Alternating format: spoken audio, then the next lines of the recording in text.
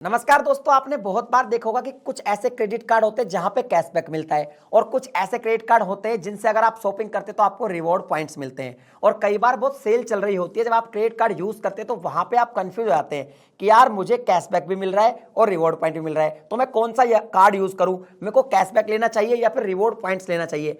Actual में मेरे लिए क्या बेनिफिशियल होगा, ये कंफ्यूजन आज ही मैं क्लियर कर दूंगा, ताकि आपको डेफिनेटली पता चल जाए कि यार कैशबैक जो कार्ड दे रहे हैं या किसी डील में आपको कैशबैक मिल रहा है वो आपके लिए बेनिफिशियल है या फिर जो रिवॉर्ड पॉइंट्स मिल रहे हैं वो ज्यादा बेनिफिशियल है। वीडियो बहुत इंटरेस्टिंग होने वाली है और ये वीडियो मैं इसलिए इस चैनल पर अपलोड कर रहा हूं बिकॉज क्रेडिट कार्ड के रिलेटेड बहुत सारी वीडियोस मैंने अपलोड करी है चैनल पर और आपका बहुत प्यार मिला उन वीडियोस पे। तो ये चीज क्लियर हो जाती है कि मेरी जो ऑडियंस है वो क्रेडिट कार्ड तो यूज करती है, तो उनके लिए वीडियो बहुत ज्यादा हेल्पफुल हो सकती है। इसलिए वीडियो को लाइक भी कर देना और चैनल को भी सब्सक्राइब कर देना, क्योंकि आपको पता ही है कि मैं ऐसी वीडियो हमेशा अपलोड करता रहता हूं। देखिए, सबसे पहले समझते हैं कि कैशबैक क्या है। तो देखिए, कैशबैक एक ऐसी चीज है कि मान लीजिए आपने कोई भी शॉपिंग करी, कहीं भी पैसा स्पेंड किया, उसमें कैशबैक का सिस्टम होता है 5%, 7% या मैक्सिमम 10%। वो पैसा हमको या तो तुरंत ही कुछ कार्ड्स में जो है हमको एक रियल मनी के रूप में हमारे कार्ड में मिल जाएगा या हमारे बैंक में मिल जाएगा, मोस्टली कार्ड में ही मिल जाता है, या फिर ये हो सकता है कि जब हम बिल पे करेंगे उसके बाद हमारे कार्ड में आ जाएगा। लेकिन ये एक्चुअली होता रियल मनी है, चाहे वो बिल में सेटलमेंट हो, वापस मिले, कैसे भी मिले, मगर ये एक्चुअल में रियल मनी ही होता है। तो इसमें कोई दिक्कत नहीं है। इसमें दिक्कत क्या है वो मैं आपको बताया। तो कई बार एक तो कैशबैक है ना कम होता है, 1%, 2%, 5%, या बहुत ज्यादा ही तगड़ा कोई डील मिल गया तो मैक्सिमम 10%, इससे ज्यादा कैशबैक नहीं होता है। इसके अलावा इसका एक दूसरा कॉन्स ये भी होता है कि कई बार लिमिट सेट होती है कि आपको मिनिमम इतना स्पेंड करना पड़ेगा तब ही आपको जो है कैशबैक मिलेगा, अदरवाइज ये कैशबैक नहीं मिलेगा।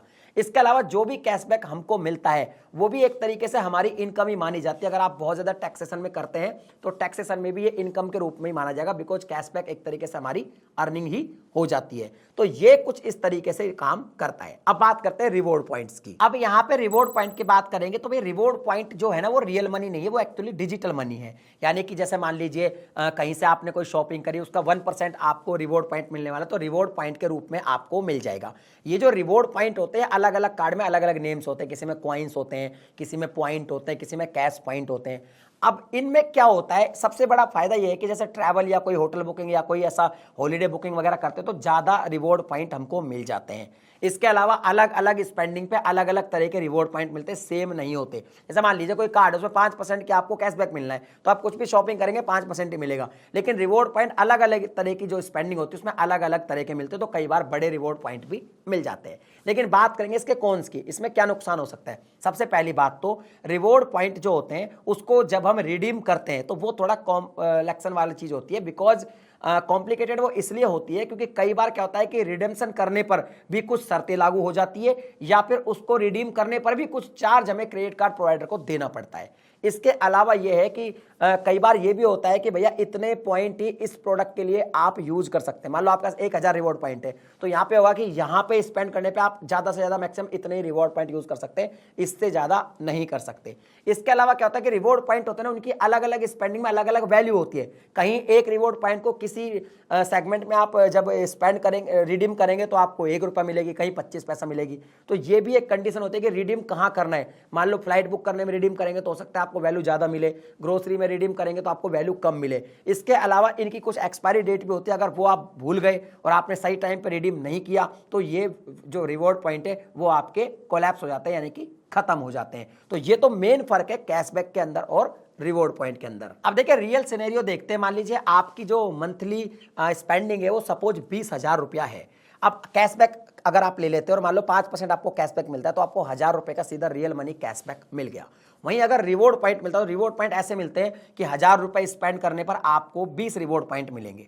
ठीक है, अब 20 रिवॉर्ड पॉइंट मिल गए आपको। अब 20,000 स्पेंड करेंगे आपको 400 रिवॉर्ड पॉइंट मिल गए।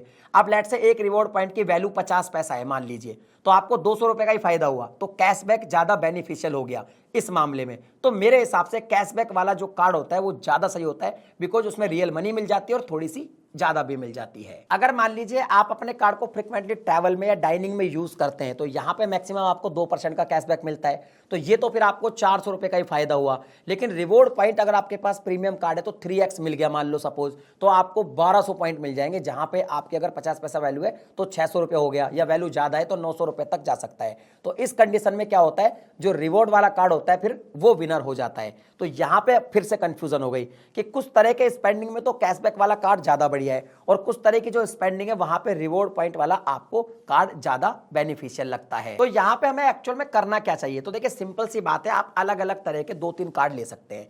अगर आपको रेगुलर कुछ स्पेंड करना है, ऑनलाइन शॉपिंग वगैरह करनी है, तो कैशबैक वाला कार्ड चुने, यह आपके लिए ज्यादा बढ़िया है क्योंकि कैशबैक आपको जो है मिल जाता है रियल मनी के रूप में।